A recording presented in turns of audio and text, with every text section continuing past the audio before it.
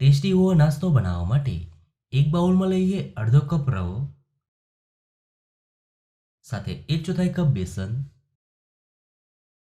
2 tablespoon દહીં અને અડધો કપ પાણી ઉમેરી બરાબર મિક્સ કરી દઈએ.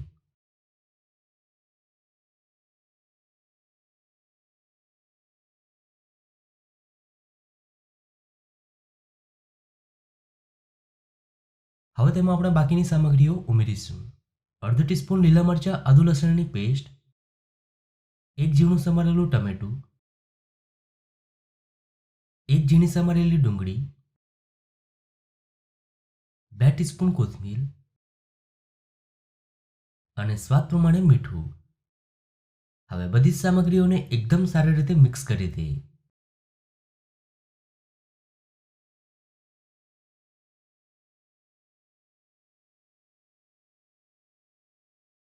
હવે તેમાં ઉમેરીશું એક ખમણેલો બટેટો અને હવે મિક્સ કરી દઈએ.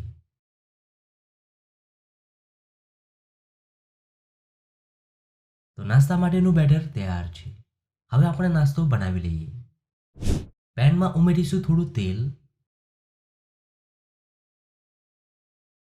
હવે તેલ ગરમ થાય એટલે 1 કપ જેટલું બેટર ઉમેરી દઈએ. તો આપણે આ નાસ્તાને સ્લો ફ્લેમ પર બંને સાઈડ ગોલ્ડન ક્રિસ્પી થાય ત્યાં સુધી કૂક કરીશું.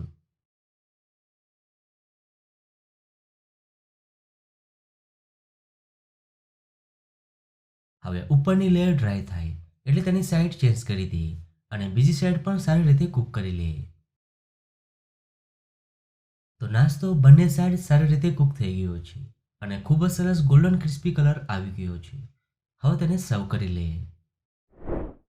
તો ગરમ ગરમ ઠંડીમાં ખાવાની મજા પડે તેવો સ્વાદિષ્ટ નાસ્તો તૈયાર છે. એકદમ ટેસ્ટી એવો નાસ્તો બન્યો છે. તો તમને આ નાસ્તાની રેસીપી કેવી લાગી? જો રેસીપી ગમી હોય તો વિડીયોને લાઈક અને શેર કરજો.